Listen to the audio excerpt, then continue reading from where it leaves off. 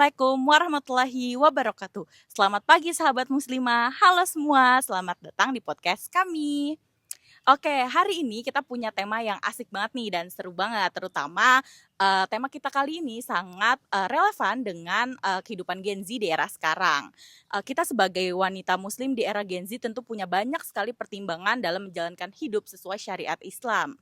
Salah satu yang nantinya akan kita laksanakan yaitu kewajiban untuk menikah. Tapi sebelum itu, perkenalkan nama aku Karina yang akan menjadi host dalam podcast kali ini. Maka dari itu tema untuk podcast kita kali ini adalah untuk membahas seputar pernikahan dengan judul Mapan Dulu Menikah Kemudian. Dalam bahasan kali ini tentunya aku juga nggak akan sendiri, aku akan ditemani dengan beberapa teman aku yang akan menjadi speaker. Oleh karena itu mungkin boleh kita perkenalkan dulu untuk speaker kita kali ini. Halo semuanya. Halo kakak-kakak, boleh nggak sih perkenalan dulu untuk singkat saja nama, umur, dan kesibukannya sekarang sedang apa? Boleh dari kakak ini? Perkenalkan, nama aku Dina Ratu Aisyah, umur aku 22 tahun, kesibukannya lagi nyusun skripsi aja. Halo, aku Firza Zara Rimbarayani. Umur aku sekarang 22 tahun, kesibukan part-time sebagai barista dan mahasiswa juga.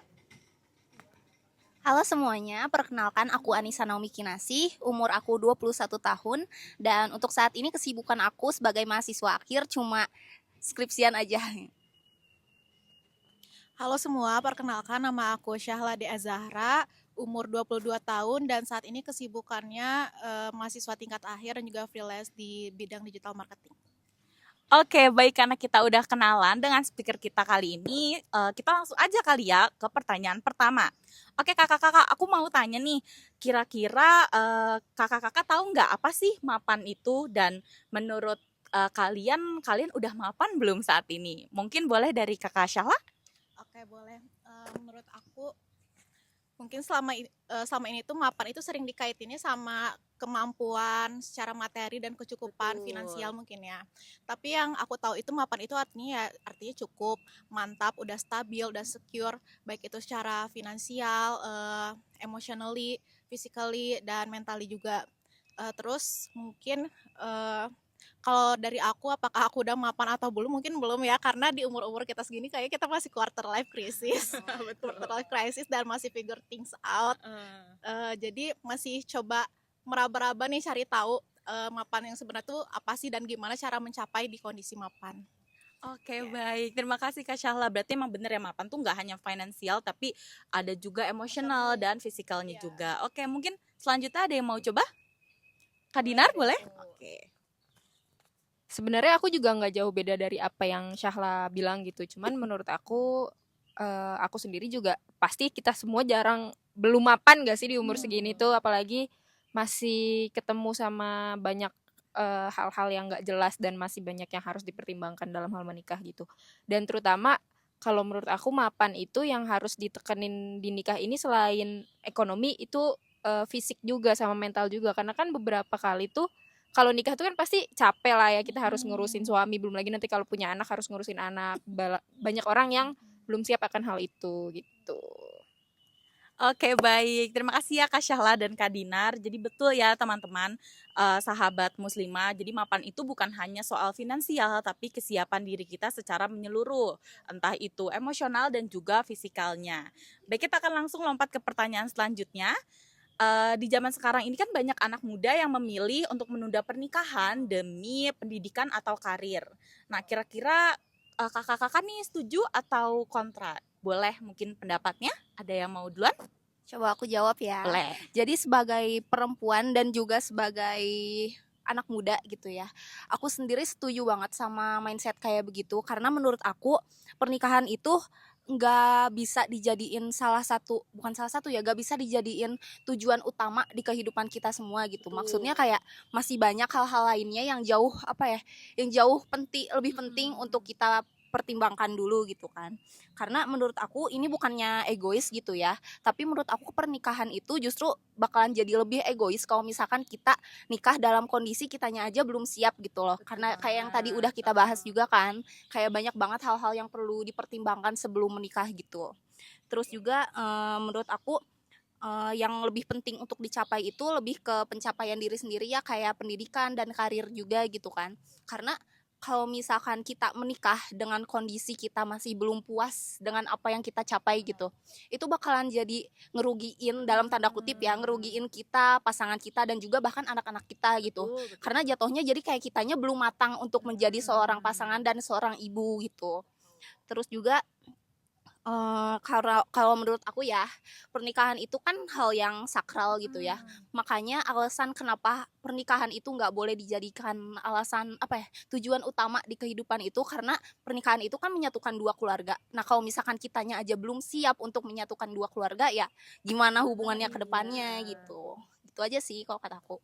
Oke, luar biasa. Oke, boleh lanjut langsung Kak Firza. Iya, aku setuju banget karena semuanya satu tujuan banget aku sama Naomi ya. Nah, untuk dari aku sendiri itu kalau ditanya setuju atau enggaknya, setuju banget apa yang semua dikatakan Naomi juga. Dan buat aku pendidikan, karakter itu tuh paling utama gitu. Dan apalagi kondisi financial stable dulu gitu kan. Karena masuk ke fase pernikahan itu sangat-sangat krusial, apalagi Gen Z gitu. Karena kita ngebandingin sama orang tua kita aja, mereka kesusahan dan kayak harus mempertimbangkan finansial yang lain juga gitu. Karena mereka juga bukan soal kita ngelihat dari perasaan, kalau misalnya sama pasangan dulu gitu. Jadi bukan tanggung jawab di saat itu juga, tapi tanggung jawab di jangka panjang juga gitu. Apalagi nanti juga pandanganku sekarang itu lagi terpengaruh oleh background aku dari keluarga yang orang tuanya udah nggak bisa gabung lagi gitu kan. Jadi emang ada pengalaman buruk dulu, jadi aku nggak menempatkan menikah itu di tujuanku pertama gitu. Jujur karena itu jadi trust issue banget gitu ya. Jadi bukan prioritas gitu betul. Jadi aku mending fokus sama diri aku dulu sendiri, terus fokus sama apa yang mau aku kejar gitu. Untuk sekarang emang nggak akan aku buru-buruin gitu loh untuk menikah gitu. Tapi kalau misalkan nyatanya emang jalannya ada aja nanti ya, aku juga harus siap dulu gitu sih. Oke, baik. Luar biasa ya Kak Naomi dan Kak Firza. Jadi betul banget terkait pilihan, kita memang tidak boleh mencela keputusan saudara kita juga yang memang memutuskan untuk menikah terlebih dahulu. Namun teman muslimah harus ingat juga bahwa dalam Quran surat An-Nur ayat 32, Allah Subhanahu wa taala itu tidak memerintahkan kita untuk menikah dalam keadaan tidak siap. Jadi maka dari itu apabila ada saudara kita yang menunda pernikahan, itu kita tidak boleh mencelanya, karena pendidikan dan karir itu harus kita prioritaskan. Dan memilih pendidikan atau karir itu adalah keputusan yang sangat tepat untuk meningkatkan value diri terlebih dahulu sebelum menikah gitu ya. Baik, kita akan langsung ke pertanyaan terakhir, yaitu apa sih harapan kakak-kakak terkait pandangan generasi muda yang memilih untuk menikah dan kemapanan gitu. Mungkin boleh dari siapa dulu? Asyala dulu boleh. Kan dari untuk orang-orang yang memilih menikah dulu baru. Betul. Oke, menurut aku sih nggak apa-apa ya kalau mau menikah dulu baru mapan, karena kan itu balik lagi ke diri masing-masing ya. Dan pernikahan kan ditanggung dua orang juga, berarti artinya antara suami dan istri, calon suami dan calon istri harusnya udah siap nanggung resiko dan harus bisa bertanggung jawab atas pernikahannya itu ya. Tapi kalau dari aku sendiri pastinya aku memilih mapan dulu dan tidak menjadikan pernikahan itu prioritas, karena seperti yang udah aku bilang, aku masih mencari jati diri aku juga, kayak aku masih belum puas nih sama pencapaian aku. Jadi aku mau bisa bebas dulu, baru mungkin kalau misalkan rezekinya dikasih nikah ya baru menikah gitu. Amin. Oke, boleh lanjut ke siapa? Ini aku sekalian cerita-cerita dikit aja kali ya. Jadi dari keluarga aku sendiri gitu kan, ya kalian juga udah tahu lah ya, sebagai perempuan emang suka cerita-cerita gitu. Nah mostly orang-orang yang perempuan dari keluarga aku kayak mama, tante, dan oma aku tuh kebanyakan bilangnya aku lebih baik gak nikah dulu daripada nikah, sedangkan aku masih punya banyak pertanyaan tentang dunia ini, alias masih banyak hal yang belum dieksplor gitu.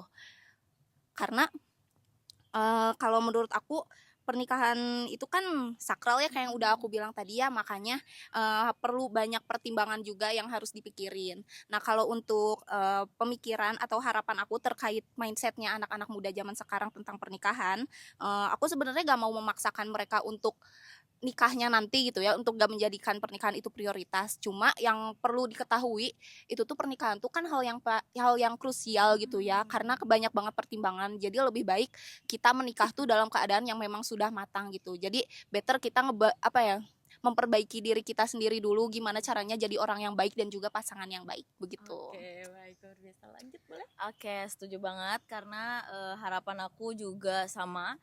Semoga kita itu sebagai Gen Z bisa lihat kalau nikah itu nggak harus buru-buru guys gitu. Karena mending siapin dulu mental, karir, sama financial biar kita financial freedom gitu kan. Nanti anak-anak kita juga sejahtera gitu kan.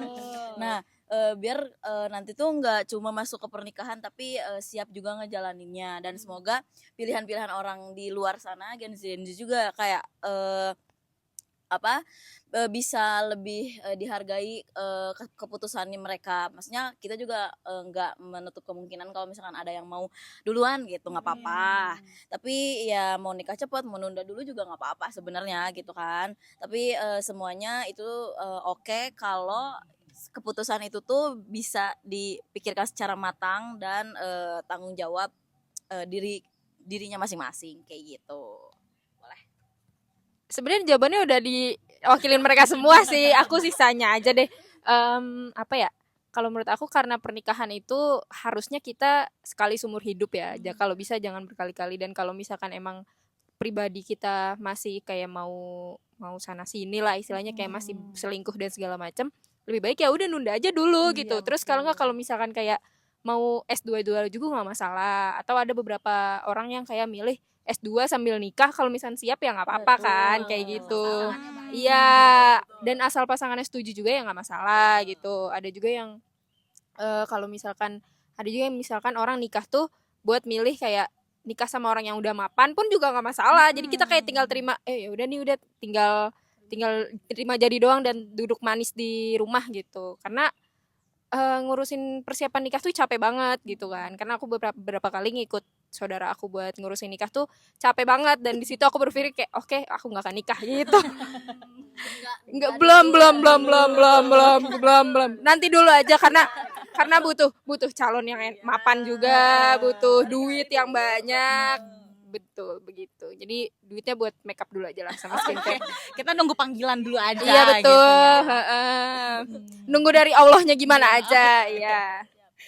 Oke, baik, luar biasa sekali emang ya speaker kita hari ini, sangat banyak pendapat dan tanggapannya yang bisa menjadi renungan untuk diri kita serta sahabat muslimah di rumah.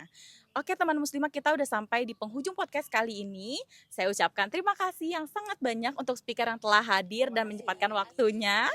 Dari diskusi ini izinkan saya untuk menyimpulkan beberapa hal. Beberapa halnya itu, yang pertama yaitu mapan dulu, menikah kemudian ini merupakan pilihan yang sangat perlu disertai dengan pemahaman yang tepat gitu ya. Jadi bukan yang nggak nikah, tetapi ditunda terlebih dahulu sampai mapan gitu ya. Lalu untuk kemapanan ini juga tidak hanya diukur dari segi materi atau finansial, tetapi juga kesiapan mental, spiritual, hingga tanggung jawab. Semoga podcast ini dapat menjadi bahan refleksi untuk kita semua dalam mempersiapkan kehidupan berumah tangga yang sesuai dengan syariat Islam. Maka dari itu, terima kasih dan wassalamualaikum warahmatullahi wabarakatuh. Dadah semuanya.